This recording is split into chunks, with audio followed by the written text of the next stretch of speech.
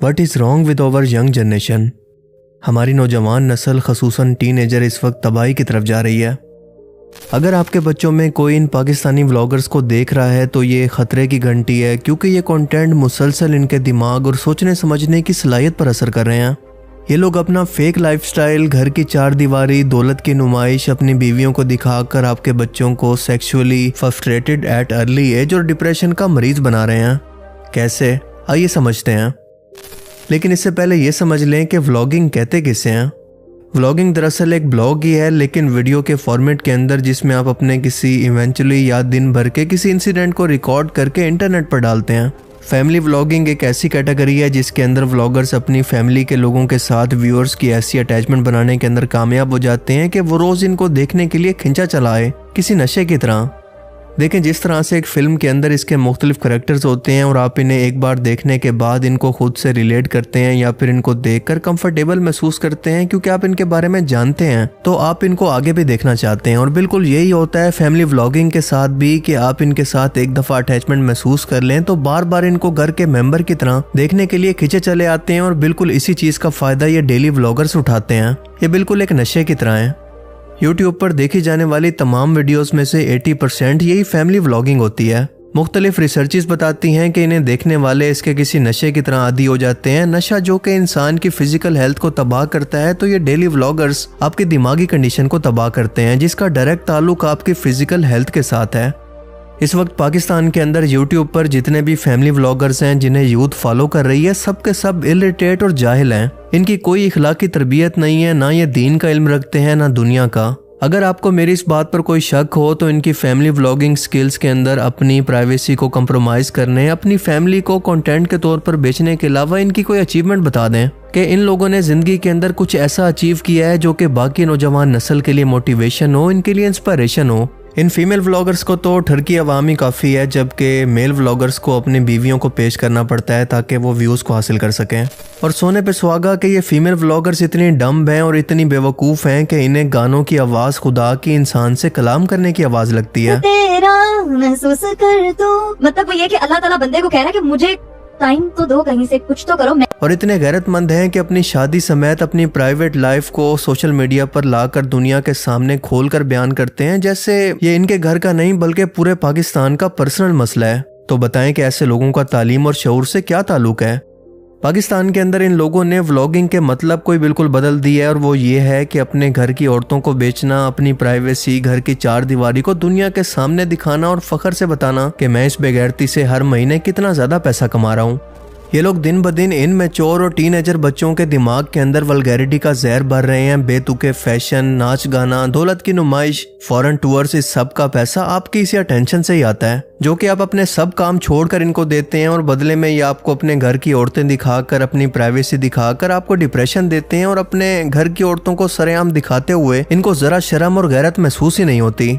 आज इनके लिए बीवी, बच्चे, प्राइवेसी सब कुछ सिर्फ और सिर्फ कंटेंट ही है, जिसे दिखाकर ही आपको सोचने पर मजबूर करेंगे कि आपकी लाइफ नामुकम्मल है, आपके पास ऐसा कुछ भी नहीं है। जबकि इनकी जिंदगी के अंदर बस खुशियां ही खुशियां और पैसा ही पैसा है, पर ये हकीकत नहीं है।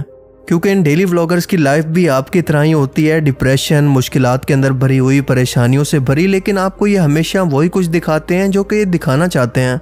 और सबसे बढ़कर ये तमाम वीडियो स्क्रिप्टेड होती हैं, यानी कई घंटों की वीडियोस को रिकॉर्ड करने के बाद कुछ सेकंड्स के ऐसे क्लिप निकाले जाते हैं जिन्हें देखकर आपको लगे कि यार इनकी लाइफ तो कितनी इंटरेस्टिंग है और मेरी लाइफ कितनी बोरिंग। इन लोगों का तो आपस के अंदर घर में किसी से कोई झगड़ा ही नहीं होता।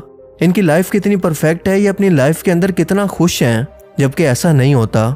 क्या आप तसव्वुर कर सकते हैं कि दुनिया में कोई शख्स ऐसा भी मौजूद हो जिसको कोई परेशानी ना हो या फिर उसकी लाइफ के अंदर कोई प्रॉब्लम ना हो? हम जानते हैं कि ऐसा नामुमकिन है, लेकिन डेली व्लॉगर्स की लाइफ को देखकर तो बिल्कुल ऐसा ही लगता है। सो ये सब कुछ फेक होता है, जिसको देख देख कर आपको डिप्रेशन होने लगता है, क्योंकि आप अपनी लाइफ को इनसे कंपेयर करने लगते हैं। इनकी कुछ मिनट की वीडियो भी स्क्रिप्ट और एक्टिंग से बनाई जाती है, क्योंकि ये लोग ना चाहते हुए भी ऐसी हरकतें करते हैं जो कि इन्हें करना बिल्कुल पसंद नहीं है। यानी बीवियों को सामने लाकर दिखाना, इन्हें रिकॉर्ड करना, foreign tours, fake prank, fake lifestyle, जिन्हें देखने के लिए यंग जनरेशन भागती हुई इनके पीछे आएगी। और इसके पीछे मोटिवेशन इनके लिए सिर्फ और सिर्फ पैसा। इसके अलावा इन लोगों को एंटरटेनमेंट, सोशल नॉर्म्स और सोशल वैल्यूज से कोई लेना देना नहीं। इन लोगों को देख देख कर बच्चे क्या सीख रहे हैं और इनकी इन्हीं हरकतों को देख कर इन्हीं की तरह कैमरा उठाकर इन मैच्योर हरकतें करके इन्हीं की तरह बनना चाहते हैं। इन फैमिली व्लॉगर्स को इसका जरा भी एहसास नहीं है कि बच्चों के दिमाग पर इनका क्या असर होता है। और यही लोग हैं जो कि इन बच्चों की ज़हनी तौर पर तरबियत कर रहे हैं, क्योंकि अगर इन डेली व्लॉगर्स की आप चैनल एनालिटिक्स को देखें तो आपको पता चलेगा कि इनकी फॉलोइंग के अंदर 80% तक तो बच्चे हैं, क्योंकि जाहिर है कि कोई मैच्योर इंसान तो इस तरह के कंटेंट को कंज्यूम नहीं कर सकता। यही बच्चे हैं जो कि इनके लाइफस्टाइल को देखकर, इनके कंटेंट को देखकर इनसे इंस्पायर हो रहे हैं और इन्हीं की तरह बनना चाहते हैं। बार बार इनके लग्जरी लाइफस्टाइल को देखकर वो एक बार तो ज़रूर सोचते हैं कि काश ये सब कुछ मेरे पास भी होता। ज़्यादातर इस तरह के फैमिली व्लॉग्स के अंदर इस तरह के लोग शामिल हैं जिनके पास कोई शुरू से टैलेंट नाम की चीज़ है ही नहीं, क्योंकि टैलेंट की पहली डिमांड होती है कि ऑर्गेनिक यानी खुद के जेन्युइन कंटेंट को बनाना, और ये लोग तो इस पहले टेस्ट के अंदर ही फेल हो जाते हैं।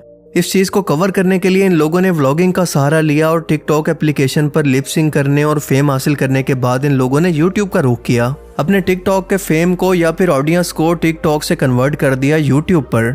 यानी इन लोगों को कोई स्ट्रगल नहीं करना पड़ी और इसकी बजाय इन लोगों ने फैमिली को दिखाकर अपनी प्राइवेसी को ख़त्म करके आज ये सब कुछ वाहियात चीज़ों को दिखाने का ट्रेंड शुरू किया, जो कि ना तो हमारे किसी कल्चर का हिस्सा है और ना ही हमारे दीन के अंदर इसकी कोई इजाज़त है। जिस तरह से बेहयाई के साथ इन चीज़ों को प्रमोट किया जा रहा है जो कि इखलाकियात में भी नहीं आती। फ़हद मुस्तफ़ा की ये स्टेटमेंट तो आपको याद होगी, जो कि बिल्कुल हकीकत है। Content is the most overrated word in this country and there is no such content. Everybody is selling their family. वो अलग बात है कि अपने शो के अंदर ये भी लड़कियों को और वाहियात चीज़ों को प्रमोट करते रहते हैं, लेकिन जो इन्होंने बात की है वो ठीक है। ये हकीकत है कि आज इन डेली फैमिली व्लॉगर्स ने ये ट्रेंड सेट कर दिया है कि अगर कोई शख्स जेन्युइन व्लॉगिंग करना भी चाहता है या अपनी कोई क्रिएटिविटी दिखाना चाहता है तो वो आज के टाइम में ऐसा नहीं कर सकता, क्योंकि आज इसे उस फेम को हासिल करने के लिए अपनी प्राइवेसी को कुर्बान करना पड़ेगा, अपने घर की औरतों को दिखाना पड़ेगा। और बिल्कुल यही वजह है कि आज पाकिस्तान के टॉप के कंटेंट क्रिएटर्स जो कि एक वक्त के अंदर डेली व्लॉग्स अपलोड किया करते थे, आज बिल्कुल खामोश हैं, क्योंकि वो इस बेगैरती का हिस्सा चाहकर भी नहीं बन सकते। क्योंकि आप सभी लोग जानते हैं कि इन क्रिएटिव व्लॉग्स को बनाने के पीछे कितनी स्ट्रगल होती है। इन्हें शूट करने से लेकर एडिट करने और पब्लिक के सामने लाने के अंदर अच्छा खासा टाइम लगता है, काफ़ी मेहनत लगती है, लेकिन इनकी ये तमाम मेहनत डेली व्लॉगर्स की एक वीडियो के व्यूज़ के कुछ परसेंटेज के बराबर भी नहीं होता, जिसकी वजह से इनकी ये तमाम मोटिवेशन ख़त्म हो जाती है। यही वजह है कि आज ये talentless privacy sellers so called vloggers बढ़ते जा रहे हैं और टैलेंटेड लोग इसी प्राइवेसी की वजह से उसी स्पीड से कम हो रहे हैं।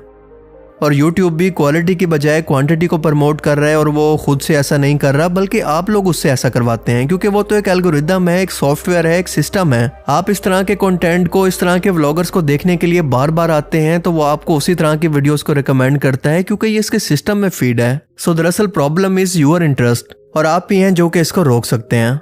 सवाल है कि कैसे? जवाब इंतहाई सिंपल है कि ऐसे लोगों को देखना छोड़ दें या अपनी मौत आप मर जाएंगे।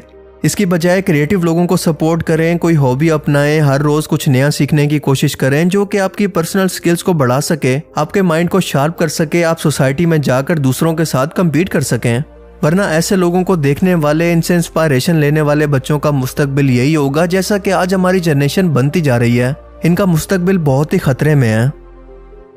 बाकी आप इस बारे में क्या सोचते हैं? अपनी कीमती राय का इजहार कमेंट सेक्शन में ज़रूर करें। अब मैं मिलूंगा आपसे एक ऐसी ही नई इंटरेस्टिंग वीडियो में। तब तक के लिए अपना बहुत सा ख्याल रखिएगा। Thanks for watching this video. अल्लाह हाफिज़।